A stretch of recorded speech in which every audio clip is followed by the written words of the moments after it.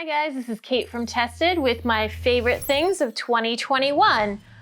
You've probably seen a few of these things in some of the videos I've done this year, and you know the whole point of favorite things is just the stuff that you keep going back to. So if you've seen any of the projects I've done, I think a few of them I've mentioned this PVA glue. I can't get enough of it, and the more people I talk to about it, the more tell me that they're huge fans of it. So I just have to make sure everybody knows this stuff is amazing.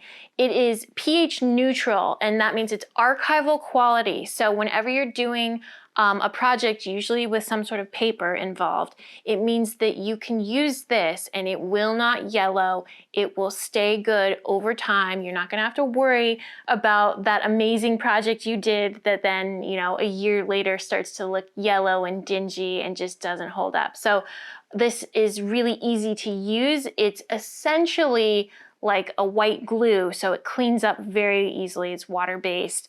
And you know, I don't really worry about the toxicity of something like this. It has enough viscosity in it. It's strong enough that when you're doing something like a paper model kit and you're worried about the parts holding together, it actually really does cement them together even if the paint's not dry yet. So there's a lot of benefits to this glue, and I just can't get enough of it. This is the only one I have used personally, so there might be other brands. I can't attest to who makes the best one, but this is the brand I use and I love it. So definitely one of my favorite things. All right, I would say another thing featured in one of the videos I've done are these Sizzix tweezers here. I have a lot of different tweezers.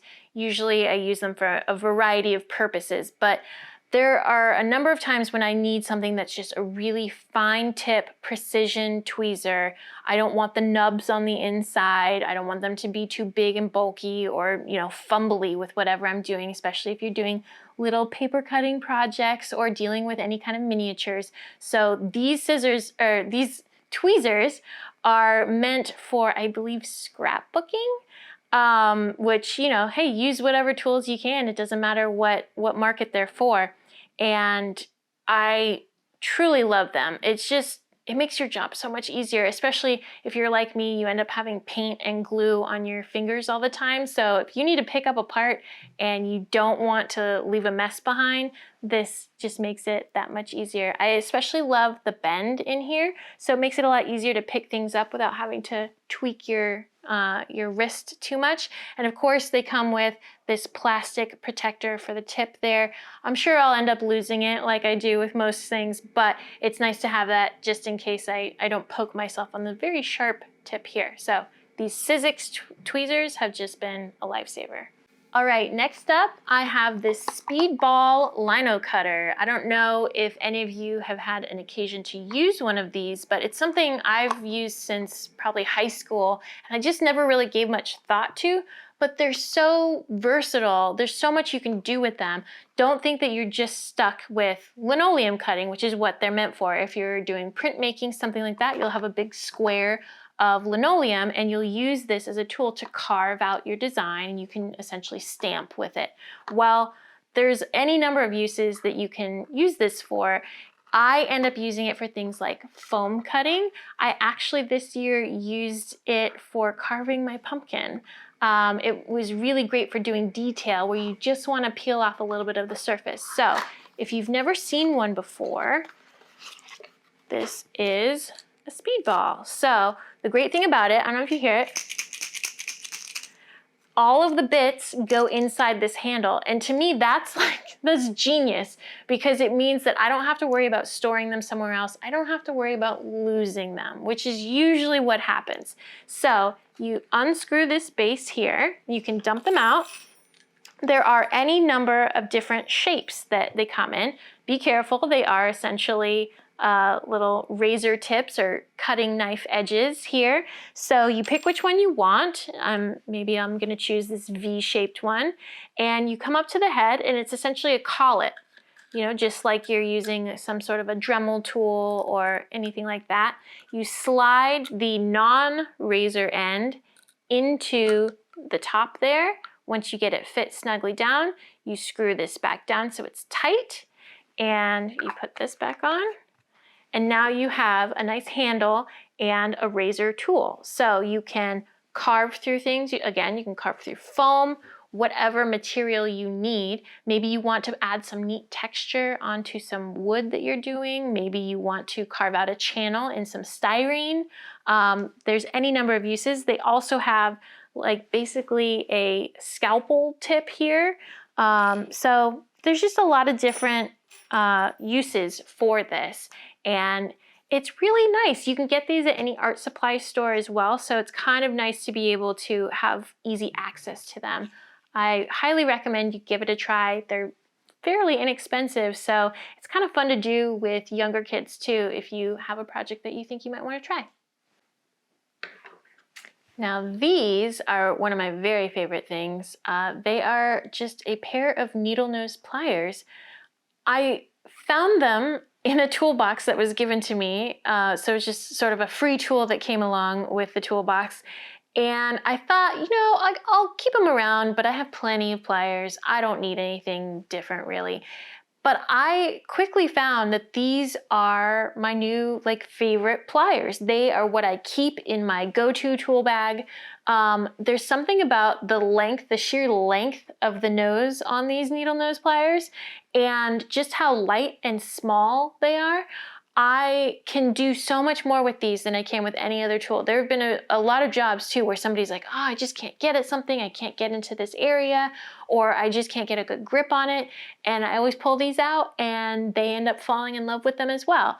Now, these don't actually have a brand on them, so I can't tell you who made this exact pair, but if you just search for extra long needle nose pliers, you will find many pairs that look very similar to this. Something to look out for is how dainty they are all over. It's not just that they have long, thin nose, but it's actually kind of a small handle. You'll find these a lot of times in small machinist tools, stuff like that. But I just truly love these. I measured them, and this is a 6-inch pair for what it's worth. A lot of listings will tell you how big it is. And the nose themselves are about 2 inches long, just for your reference. But they're just so darn useful. I can't get enough of them. Hopefully, if you ever check them out, you'll like them as well. All right, last up, we have these Klein tool bags. As you can see, I have them in a rainbow of colors. The thing that I like the most about these, aside from them being very durable and very pretty, they come in any number of colors you want, is that it allows me to organize things. Even if I can't see what's inside of them, I usually will use the color coding system to remember. It is something that changes a lot. So maybe it's not a bin that I want to put a permanent label on. It tends to be something like if I've got a traveling job and I need to pack up a bunch of my tools, I will do one tool bag full of pliers and one tool bag full of cutting tools and one full of gluing instruments. And this one here actually is one of my most constant ones.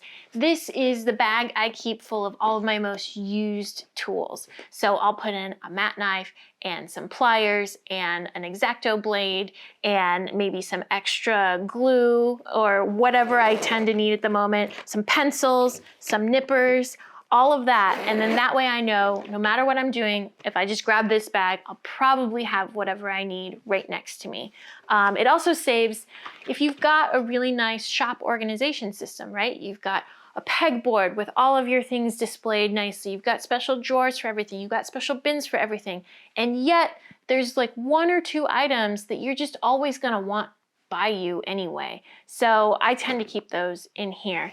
Now, Klein tools, they make a number of amazing products. I have a really big white Klein tool bag that you might have recognized from your grandfather's having. I know mine had one. And even that, it's such a big bin that if you throw too many tools in there, it can become a bit of a jumble. So just having this is really nice to be able to organize things. Again, I find a lot of different uses. I think this one currently has my airbrush in it. So I'll just pick whatever I need, sort of organized at that moment. and I'll use these bags to do that. And then when I'm done, I can unpack them, put everything in its proper place, and have them ready for whatever the next project is. These are truly invaluable to me. It's really great to just be able to have something that lasts the test of time. I don't have to worry about it. I can throw them around. They're not gonna snag or tear or anything like that. They're just really fantastic. All right, these were my favorite things of 2021. We will link to some of the videos I mentioned where I used some of these favorite things. And I hope that you send along some of your favorite things. Maybe you'll get some holiday ideas out of these and you can gift to someone special in your life. Take it easy.